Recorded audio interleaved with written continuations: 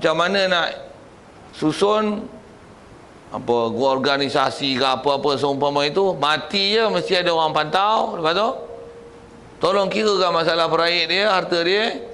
Lepas tu selesaikan masalah-masalah pewarisan untuk dia. Lepas tu berapa pesaka yang ada tu bagikan siap-siap, tolong bagi. Kalau ada harta yang kena boleh nilai, nilaikan elok-elok. Lepas tu berapa yang lebih, itu abang Baitul Mal. Itu abang Baitul Mal. Sepatutnya kena urus ni. Tapi tak ada. Malaysia tak ada urusan ni. Pasal apa tak buat? Nama pun Malaysia. Bukan namanya apa Madinah pun Saudi tak? Apa semua? Kerajaan Rasulullah Brunei ke, kan? Malaysia, Brunei pun tak buat je, baru dalam proses nak buat. Tu pun halang macam-macam lah. Macam peluru pandu datang. PBB lah, gila babi lah, apalah macam-macam. Malaysia ni tak ada PBB lagi, baru gila babi. Esok lulus daripada gila babi ni, PBB lah mai. Baru tu kita PBB sama dah. Apa cerita ni? Saja gangguan sikit. Kenapa tak ada? Sepatutnya pengurusan selamat ni tak gaduh ambil GST, tak payah kan, bab pesaka pun banyak lah. Ini GST. Yang tu dia kena, dia tak ada panggil penerangan untuk kita faham. Tuan-tuan faham lagi GST apa dia? Tak apa faham. Tapi dia nak buat lah kan GST kan. Hudud faham ni? Faham dah. Tu pun dia tak nak buat. Cerita apa ni? Kan dia kata hudud ni tak boleh buat kalau tak faham. Kena bagi penerangan, bagi faham, baru boleh buat. Tu pun orang ramai faham dah. GST mana ada orang faham lagi. Tapi dia buat dah. Wah, tu leceh orang ni. Jadi orang ni cakap macam kelin lah. Masuk mahkamah kalau kapal asing itu hidup lagi, mampu kena kepak lah kerajaan macam ni. Ui, sebut pergi kapal asing tu. Pasal orang yang masyur kan. Apa cerita ni? Cerita ke lagi ni? Okey. Jadi ini contoh, saya nak test saudara lelaki si ibu sebapak tu lah. Nak test itu je. Boleh? Atau ada soalan ni? Ini dulu. Apa fungsi yang sobah? Oh, saya tertinggal tu. Bagus soalan tu. Baik. Satu ni baki, fungsi yang sobah ni. Jadi saya terlepas pandang tu. Terima kasih dia dah sebut tu. Saya dah target awal lagi tapi terlalai lah situ. Pasal saya nak entam Baitul Mal tu. Saya terlalai dengan sobah ni. Bagus, terima kasih. Alhamdulillah. Okey. Pasal bapak ni bila ada bersama dia anak lelaki, kalau dia akan dapat 1/6 tanpa ada sobah. Pasal anak lelaki tu akan menghabis dengan sobah ni. Kalau dia waris perempuan saja, dia akan dapat 1/6 dengan sobah. Jadi apa fungsi sobah tu? Bagus soalan tu. Jadi yang ni kalau ikut baki ada satu lah. Pasal masalah 12. 6, 9 pukul 11. Ada 1/12 Ada 1/12 baki. Kalau bapak ni tak dapat asobah, dia bagi kepada Baitul Mal. Tapi sekarang bapak ada dan dia dapat asobah, Baitul Mal tak dapat abang lah ni. Ni bapak ambil, bapak punya. Beri ke bapak. Al-Baqi ni bagi ke bapak. Pasal bapak 1/6, 2/12. Asobah maksudnya yang baki yang lebih ada 1/12. Yang ni juga bagi ke bapak. Jadi bapak akan dapat plus satu lagi. 2 plus 1.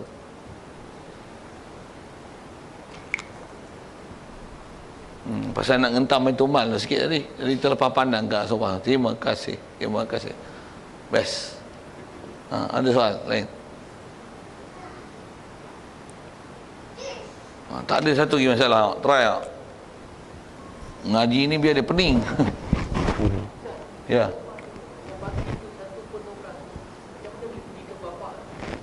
Pasal bapak, cara dia, kalau suami 1/4, anak perempuan 1/2. Bapak dia ambil 2 cara, 1/6 dan asobah. Ya betul.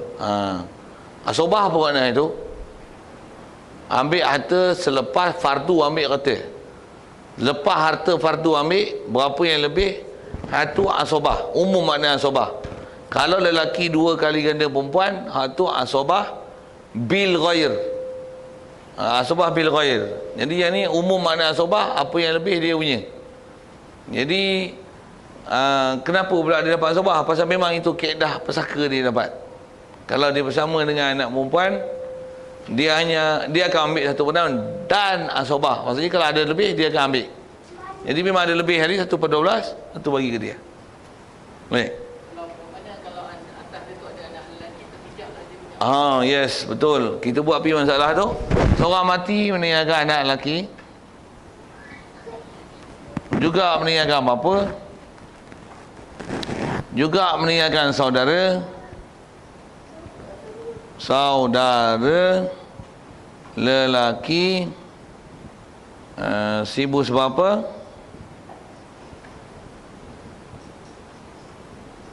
juga ada seorang saudara, berpi 3 orang saudara seibu sebapa, 3 buah angka Melayu lah, 3 orang tu ada 5 orang saudara lelaki sebapa, ada 9 orang saudara bubuh je perhiasan dia kan, tapi tujuannya nak kenal hijab kan. Saudara perempuan, boleh. Saudara perempuan seibu.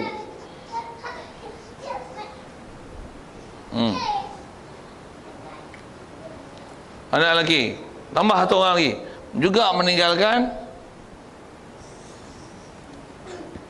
tadi suami isteri seorang. Isteri pun 3 bini. Power keturunan, power ni. Sajalah buat misal kan, power jadi tak jadi lain hal, kita nak bagi masalah. Mengasah pemikiran supaya tajam kan. Okey, tengok. Isteri apa? Ada anak. Kedah isteri tengok anak kan. Ada anak cucu tak? Ada anak bagi si mati. Si mati ada anak? Ada kan. Apa? Isteri 1/8 kan. Ada anak lelaki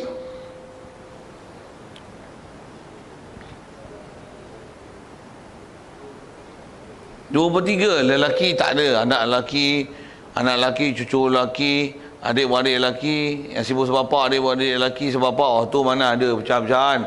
Tu power tu, waris tu. Apa? Asobah. Bapa. Tu kita cerita masalah ni tadi. Bapa. Tadi anak perempuan, dia anak lelaki. Apa?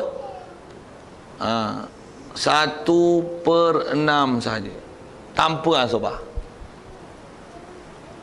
1/6 saja. Okey. 3 saudara lelaki ibu sebapa macam mana?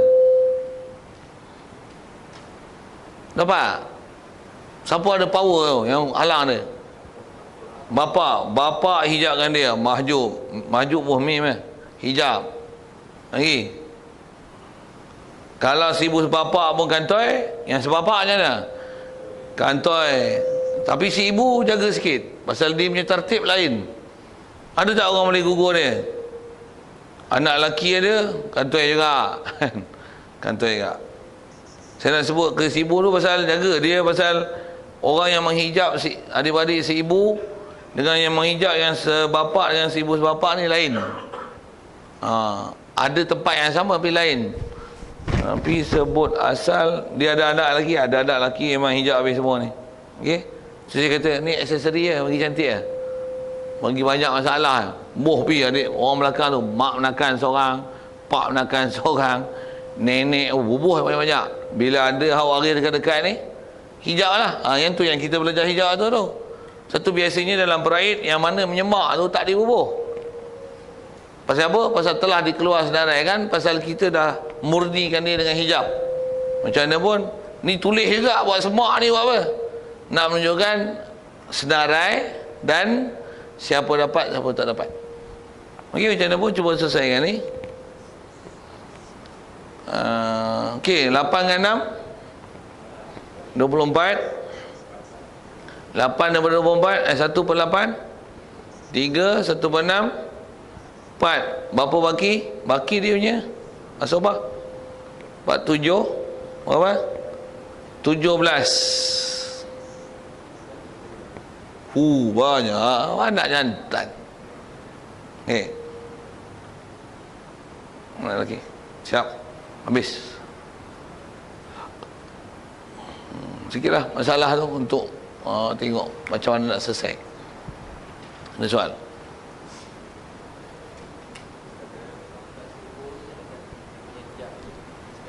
Anak paling bawah sekali. Paling besar hijab dia anak.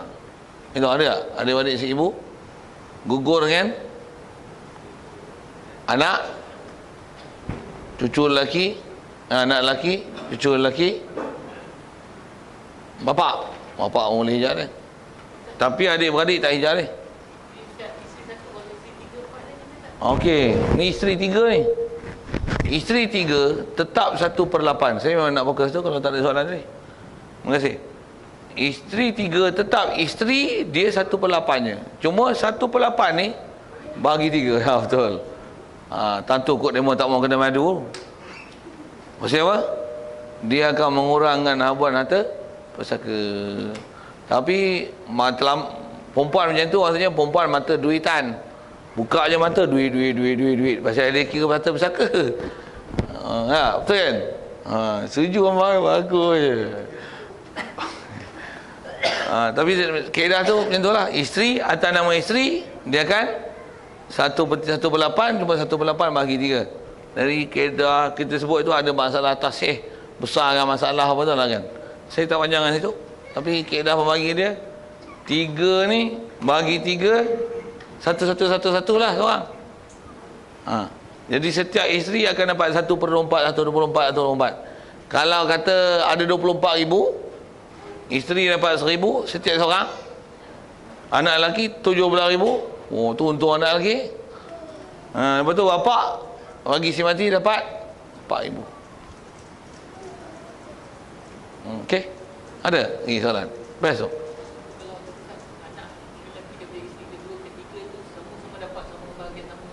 Siapa? Anak lelaki ni. Betul?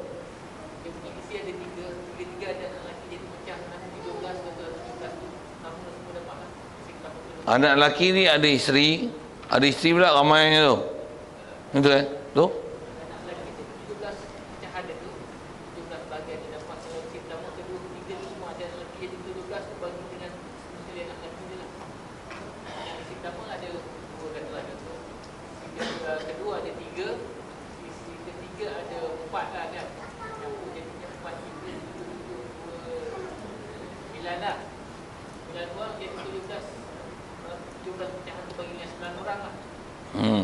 Tak, dia tak macam tu. Itu masalah lain pula. Dia kalau dia mati, baru kira tu. Pasal dia anak lelaki nisbah dengan si mati. Maksudnya dia ni ada isteri 3 orang, setiap isteri ada anak macam tu kan. Tu cerita lain. Tu lantak dia nak bagi tak bagi. Itu kewajipan nafkah. Pasal itu bukan masalah pusaka, atau masalah nafkah. Boleh faham? Jadi ini isteri apa? Isteri ni isteri si mati. Atau tak faham lah, kena tobat dengan jilid lah pula. Isteri ni isteri si mati. Anak-anak apa? Anak si mati. Bukan dia anak untuk isteri ni isteri dia, bukan. Anak ni anak si mati. Isteri si mati. Bapa si mati. Mesti kira dengan si mati. Pewaris ni mesti tulis ni tengah iktibar si mati. Bukan yang ni anak lelaki, isteri ni isteri bagi anak ni. Bukan.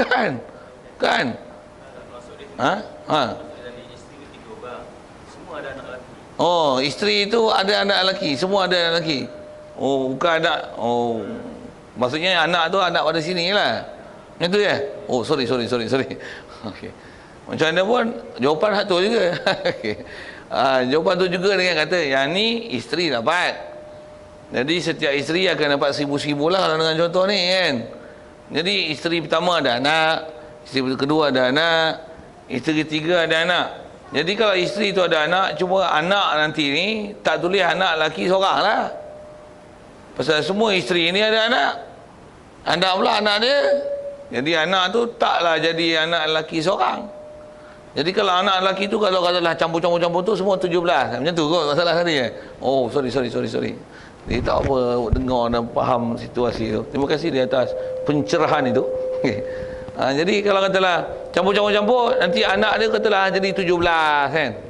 17 ni pun kena tengok je pasal anak lelaki. Kalau katalah kalau semua anak lelaki memang 17 100,000 lah. Kalau ada anak lelaki ada anak perempuan, nanti dia punya cara kira lain lah pula. Pasal anak lelaki dan perempuan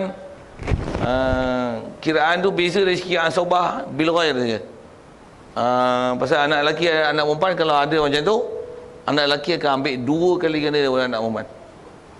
Tapi kalau andai kata anak tu adalah 3 isteri ni, tengok 3 isteri tapi anak seorang, isteri mana tak tahulah kan. Tapi kalau andai kata anak tu semua ada 17, jadi anak lelaki tu kalau berapa ni 17 anak lelaki. Nak tak kira pada bini mana pun, tapi memang anak tu si bin si mati, binti ini dengan lelaki ni bin bagi si mati. Jadi anak lelaki setiap seorang anak lelaki 1,000 lah. Kalau kata anak lelaki tu seorang, oh memang besar lah hak dia. Hak buat dia 17. Okey.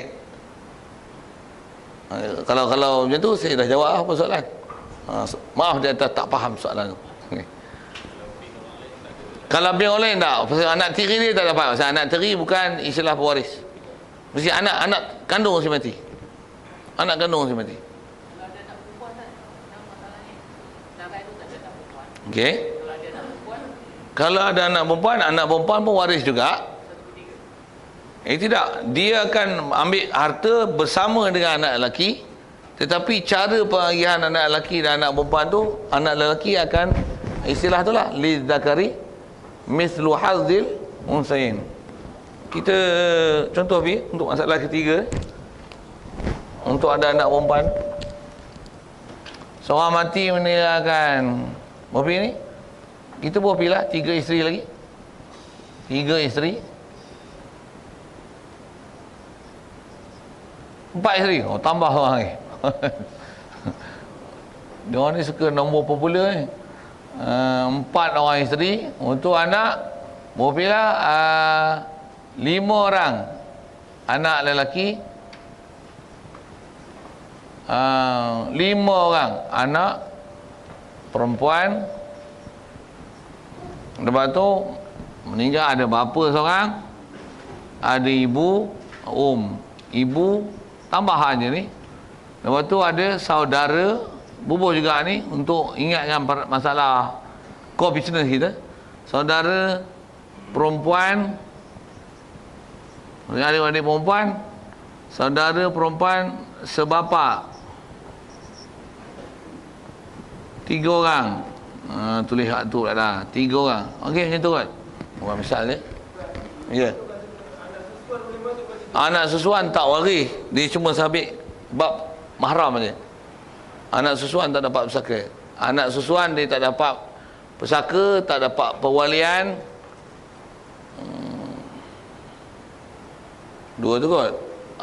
Anak susu dia hanya dapat mahram. Pusaka tak dapat, bab wali tak dapat. Jadi masuk pun tak masuk kesadaran awal-awal lagi.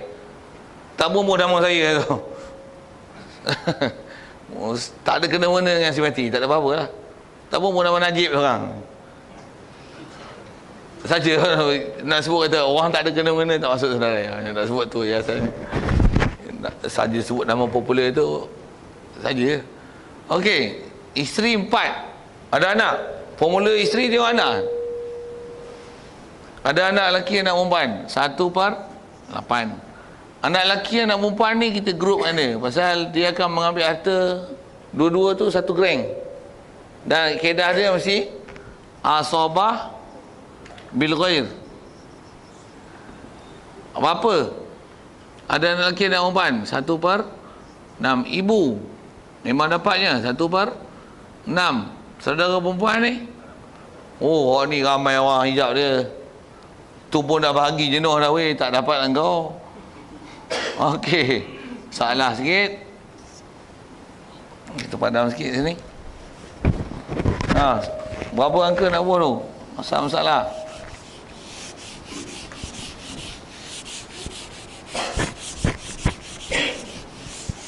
6, 8 ada 24.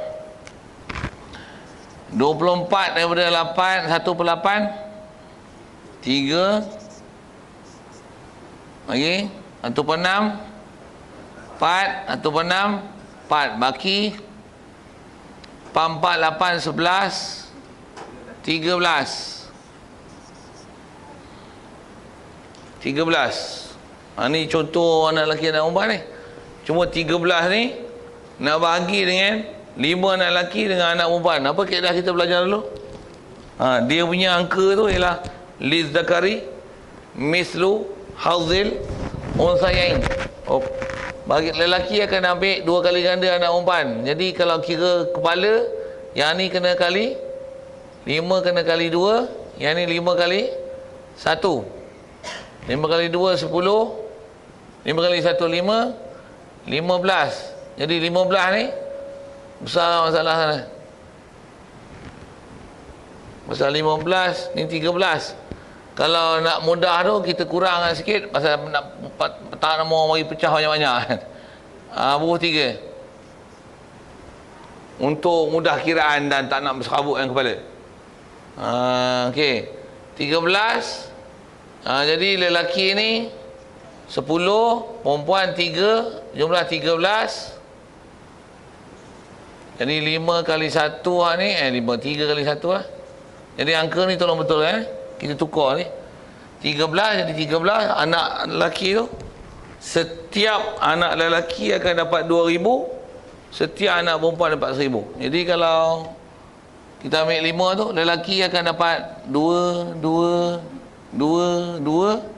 Perempuan akan ambil 1, 1, 1. Ni 4, 4.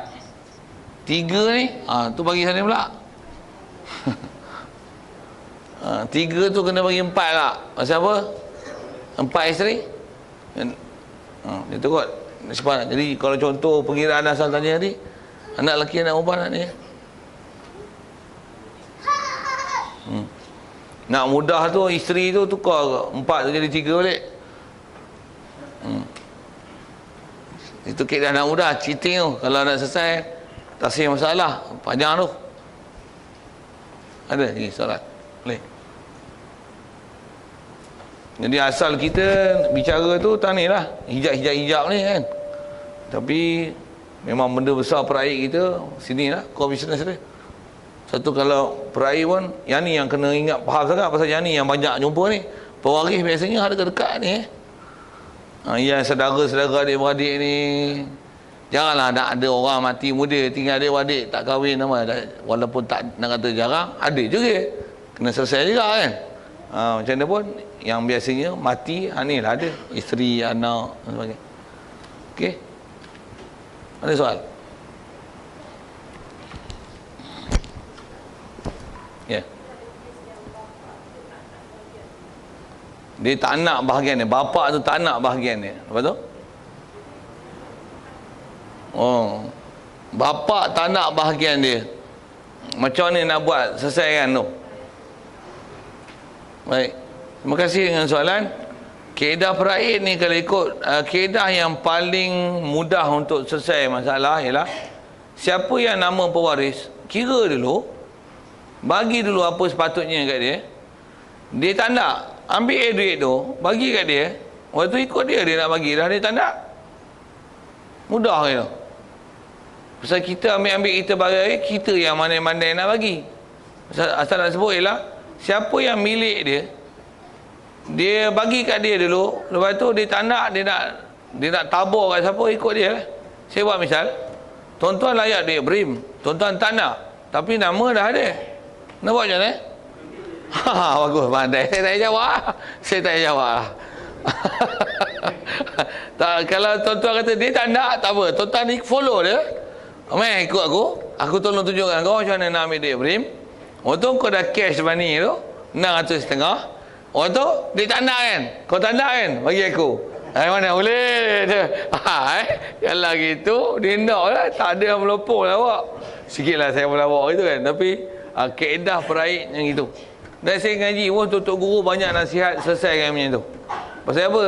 Kadang orang ni bila sebut kadang-kadang dia macam tak nak duit. Pasal mungkin dia malu, alah aku bapa takkan ambil duit berebut dengan hampa. Padahal dia pun nak duit lah. Tapi sebagai bapa nak jaga moral dia kan. Dia kata itu, abah tak maulah. Tapi bila bagi-bagi duit, buah bila dapat tu, dapat 1,000 ke apa? Macam mana? Dah pegang duit, tak ada aku punya. Lebih kurang 4 beri dia lah.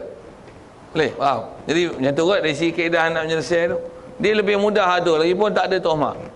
Bila kita bagi-bagi tu, kata seolah-olah macam kita abaikan hak macam dia punya. Ni senang lah, agih-agih. Apa-apa dia bagi, itu ikut dia nak agih ke mana pun. Pasal milik dia. Dia bagi pun sah atas nama habuan dia buat kebajikan daripada pihak dia. Okey. Kuat sikit?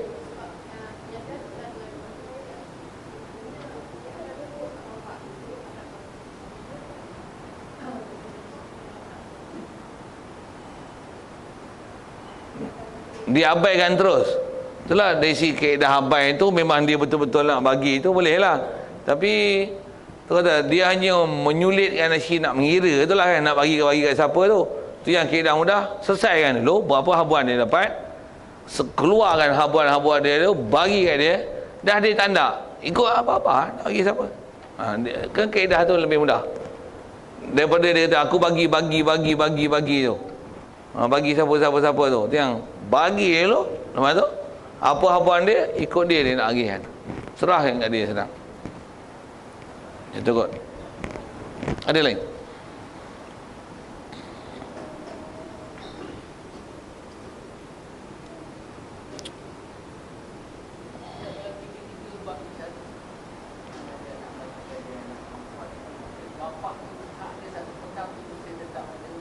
Ya. Bapak ni macam mana pun, pusing kok mana pun mesti dapat. Bapak, mak, anak lelaki, anak perempuan, salah seorang daripada suami isteri. Kona macam mana pun mesti 5 orang ni takkan lari daripada bab peraid. Peraid tak akan lari maksudnya. Bila si mati ada ayah, ada mak. Si mati ada anak lelaki, ada anak perempuan. Si mati meninggalkan salah seorang lah, sama ada isteri ataupun suami. Mesti 5 orang, 5% mesti dapat berzakat. Kalau mati ada anak, itu anak tak dapat. Ada something wrong tu. Macam mana boleh anak tak dapat pula? Mak tiri pula dapat. Ada masalah tu. Jadi 5 tu memang mesti dapat berzakat. Bapak dalam status contoh tu, bapak 1/6 mesti dapat kat dia 1/6. Baik. Ada lain?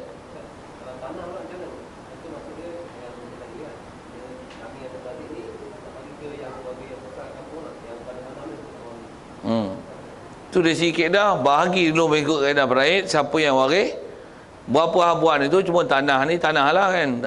Cuma bila dah ramai milik, dia takkan boleh pecah geran sampai sejengkal-sejengkal kaki persegi 2-3 kaki aja kan. Dia mesti ada sekurang-kurang berapa saiz geran tanah yang boleh keluar geran. Kalau redak penama pun banyak, dia akan bubuh penama tu dengan nama sekali, dia tak akan pecah geran lah. Jadi kalau benda-benda macam tu dipernilai kan, berapa harga tanah, tengok berapa habuan dia ambil, dia punya. Jadi kalau dia di tanah tu, dia nak duit tu untuk dia nak buat kebajikan, nak bagi pada orang tertentu, jadi dia kena bayar lah jumlah tersebut kepada siapa yang berkongsi tanah tu dengan dia, bagi. Jadi habuan dia tu silap sebut ni. Berapa habuan dia, harga tanah dia punya tu, siapa yang nak tu, dia kena bagi duit dekat orang ni lah. Pasal dia tak nak tanah kan, dia nak duit. Siapa nak tanah, bagilah duit pada orang yang tak nak tanah. Itulah kan dia punya lebih kurang perjanjian tu. Jadi kalau katalah kita dah dapat duit tu, kita nak bagi pada siapa yang kita nak bagi tadi, orang lain yang susah-susah tu. Disebabkan mungkin kita senang, kita tak nak pakai duit atau pusaka tu untuk penggunaan kita nak buat kebajikan dan lain. Kita ada yang tu lah. Jadi penilaian tanah, siapa yang nak tanah, kita yang tak nak tanah ni, kita suruhlah orang yang nak tanah tu bayar dengan habuan kita. sama ada pergi buat penilai ke ataupun kita sendiri bubuh kira adik-beradiknya harga je, berapa tu bagi, selesai, geran tu pun nanti potong nama kita. Lepas tu yang ni serahkan kepada siapa yang kita nak bagi. Jadi kaedah benda-benda yang dipernilai ni, penilaikan dia, menilaikan dia. Pasal kita bicara peraih ni hanya lihat berapa pecahan pembahagian. Cara pengagihan tu yang kaedah mudahnya menilai lah. Rasa saya jawab soalan. Ada lain? Ya. Bila harta ni faraid, dia golongan orang dapat dah. Kalau saya seorang tuan ni hutang dah besar kan, adakah yang lima tu anak lagi ada perempuan, bapa tertanggung hutang sembahni? Kalau dah harta dia dah bayar, dia dah cukup, adakah tertanggung pada si waris macam mana pun faraid? Ya. Soalan yang baik. Soalannya ialah apabila si mati meninggalkan hutang mu dah bayar habis daripada harta pusaka ni, kan? Macam tu kan? Lepas harta dah habis dah bayar tapi hutang masih ada. Dari segi keadaannya, kalau katalah apa benda yang dia berhutang tu melibatkan pemilikan pada waris akan menyambung kereta ke tanah ke misalnya. Jadi benda tu akan jadi milik dia orang kan? Memang akan tertanggung kat dia orang. Jadi siapa yang nak ambil alih tu, tanah ke kereta ke, siapa nak ambil alih tu? Kalau memang nak ambil alih dengan kaedah faraid, dengan kaedah pemilikan mengikut kaedah pusaka, jadi kena bayar mengikut kaedah pusaka. Kalau katalah yang dah bayar pergi semua. Dan yang dah bayar saya dah sebut. Nak pergi contoh mudah tu. Kalau katalah yang dah bayar, kemudian katalah yang ni ada hutang tak bayar, katalah kereta misalnya. Siapa yang nak ambil kereta ni, yang lain tak mau peduli dalam bab kereta ni, dia nak ambil, jadi tanggung kat dia siapa yang nak ambil. Kok mudah dengan bahasa itulah. Macam mana pun kalau ikut kaedah pusaka, dia ada detail macam ni sikit. Kalau saya bersebut kalau hutang yang macam zaman kita lah ni, hutang kereta, hutang rumah, yang nanti hutang tu memang dia hutang, tapi nanti bila selesai bayar, itu kalau nisbah nama pemilik ke bapa, si mati kan. Jadi apa-apa hutang tu nanti dia akan hukum pemilikan kepada si mati, dan siapa pewaris itu akan memiliki dia. Jadi kalau di atas nak mengekalkan serta pemilikan tu ke bapa, cuma dia tak bayar, kalau tak bayar nanti rugi pula. Pasal benda tu akan apa dah, cara-cara masalah finance lah kan. Jadi akan ditanggung oleh waris mengikut kadar pusaka dia. Kalau atas sebut dengan kaedah harta pusaka yang hutang macam tu. Kalau hutang yang kata rumah, kereta, bila dibayar habis, dia orang ni ialah yang akan mempusaka rumah dan kereta tu. Jadi memang kena bayar mengikut waris berapa habuan tu. Baik. Kalau katalah hutang tu dia bukan dalam bab hutang pemilikan. Katalah bab tunai, dia ada hutang dengan ni pasal nak sara anak apa-apa, hutang 10,000. Jadi asalnya siapa berhutang dia kena bayar. Yang tu kalau ikut seingat saya dalam bab pekah, daripada harta pusaka dia bila dah habis, pewaris tak tanggung. Baitul Mal yang akan selesaikan dia. Dia termasuk dalam gharimin, orang yang berhutang, dan dia termasuk dalam satu asnaf. Kalau masih dihidup pun satu hal, akan ambil daripada harta buat zakat. Kalau dia mati, bukan ikut anak-anak, pasal bukan anak yang berhutang, bapa yang berhutang. Tu kata dia ada pendetilan sikit tu lah. Boleh saya nak sebut khusus tu lagi dia jadi berjela kan. Tapi nak kata kalau dalam bab rumah, kereta yang mensabitkan hutang dalam bab pemilikan, munasabahnya dalam bab peraih lah. Pasal dia orang nanti akan memilik tu. Okey. Kalau kata yang ni hutang semata-mata hutang RM1, bukan masalah tanah dan kenderaan dan sebagainya, hak tu kalau ikut berhenti dekat tu lah si mati. Apa yang bersaka apa habis. Lepas tu yang waris je dah, waris ada, dia orang mula hidup lain. Akaun bukan akaun, dia orang tak sambung akaun bapak dia orang dalam bab tu.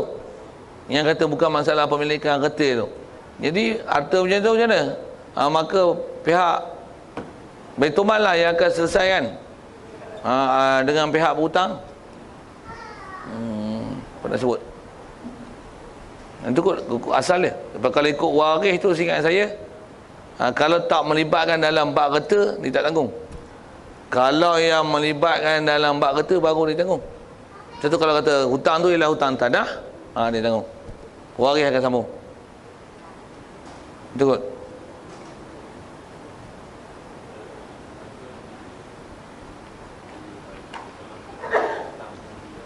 Okey.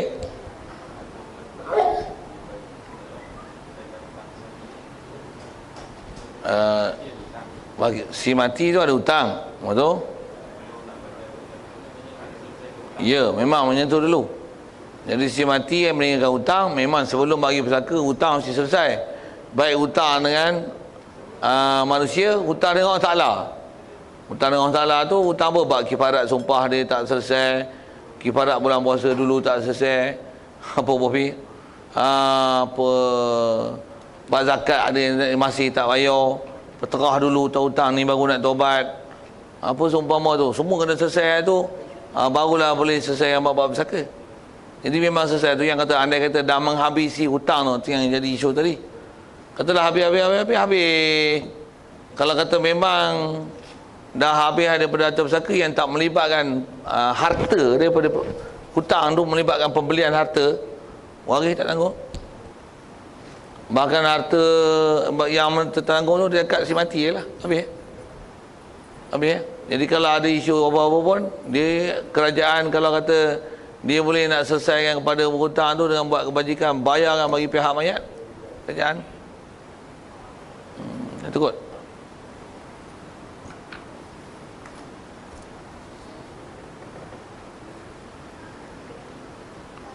InsyaAllah kita sambung nanti. Demikian lagi.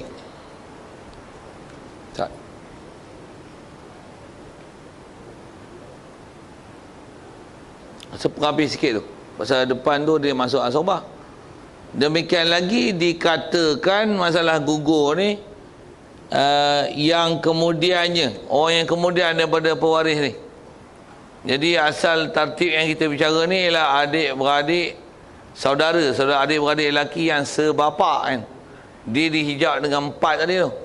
3 yang dah di awal dengan adik-beradik yang sebapa, yang ibu sebapa. Adik-beradik sebapa dihijab dengan 3 yang lepas. Anak lelaki, cucu lelaki bagi si mati, bapa si mati, dan adik-beradik si ibu sebapa. Jadi orang yang seterusnya dalam bab warisan adalah pak menakan sebelah bapa. Pak menakan sebelah bapa akan dihijab oleh anak si mati, bapa si mati, cucu si mati, bapa si mati, adik-beradik si ibu sebapa, adik-beradik si bapa akan hijab pak menakan sebelah bapa. Pasal adik-beradik dengan pak menakan, adik-beradik kuat lagi. Pak menakan pula nanti jauh lagi, pak menakan yang sebapa pula. Maka siapa yang sebelum pada dia akan menghijab dia. Pak menakan sebapa ni nanti antara waris dia ialah anak lelaki bagi si mati, anak lelaki daripada pak menakan yang si ibu sebapa. Apa yang sebelum dia menghijab dia. Bawah dia nanti anak lelaki daripada pak menakan yang sebapa bagi si mati. Semua apa yang sebelum dia boleh hijab dia. Itu dia kata, dikata bagi yang kemudian. Dia tak panjang dengan siapa. Selalunya pun pewaris tak sampai dekat tu, tapi sipir dia macam tu. Agak-agak tak faham, ada masalah itu yang tu, esok jumpa saya. Itu. Tapi saya sebut dah formula tu sekali lalu tu. Hijab tu. Jadi kena ingat pelajaran lepas balik yang kita ada sebut bab asobah. Siapa tertib asobah yang menghijab? Siapa tu? Yang kuat tak kuat tu. Dan gugur mu'tik dengan ada segala ahli asobat. Itu yang terakhir perkataan gugur bab hijab ni. Gugurlah mu'tik, gugurlah orang yang memerdekakan hamba dengan ada segala asobat, segala ahli asobah bagi mayat. Yang ni pun bab mayat. Yang hamba-hamba kita ada bicara dulu. Kalau orang ada merdekakan hamba, hamba tu mati, meninggalkan harta pusaka, hamba ni tak ada waris, maka dia akan diwarisi oleh siapa yang memerdekakan dia. Sama ada yang merdekakan dia lelaki ataupun perempuan. Siap. Merdekakan hamba ni dipanggil mu'tiq. Kalau perempuannya dipanggil mu'tiqah. Baik. Orang yang memerdekakan hamba, dia akan dihijab oleh siapa waris asobah bagi si mati. Yang hamba ni, hamba yang pernah dimerdekakan dulu. Katalah si mati ni hamba dia dulu, tapi dia ada anak lelaki seorang. Kalau katalah dia ada isteri, isteri akan ambil abang isteri. Kalau tak ada anak lelaki, maka harta yang lebih setelah isteri ambil akan diambil oleh siapa merdekakan dia dulu, mu'tiq tu. Kalau katalah ada waris asobah, setiap atas nama pewaris asobah bagi hamba yang telah dimerdekakan, orang itu adalah yang akan menjadi penghijab kepada mu'tiq. Bahasa dia tu. Katalah hamba ni bila dah dimerdekakan, dia kahwin dapat anak lelaki seorang, isteri dapat abang isteri, anak lelaki dapat abang lelaki lah, habis lah kata tu. Untuk orang merdekakan hamba tu tak dapat, pasal si mati ada melahirkan anak lelaki. Itu apa istilahnya? Ahli asobah bagi hamba yang dia merdekakan, dia menghijab mu'tiq. Itu istilah dia. Ya.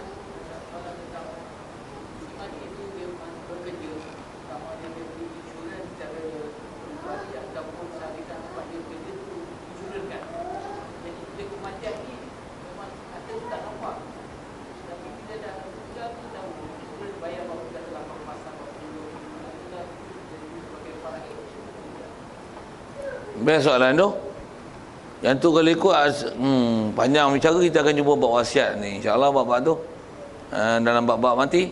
Soalannya ialah seorang mati yang dia ada insurans lah kan, sama ada individu peribadi punya ataupun yang syarikat punya. Bila dia mati adalah pampasan diberi pada waris. Atas soalan pertama tu, adakah dia paraid ataupun tak paraid? Nama dia tak paraid. Paraid ni mesti harta yang telah dimiliki oleh si mati sebelum dia mati.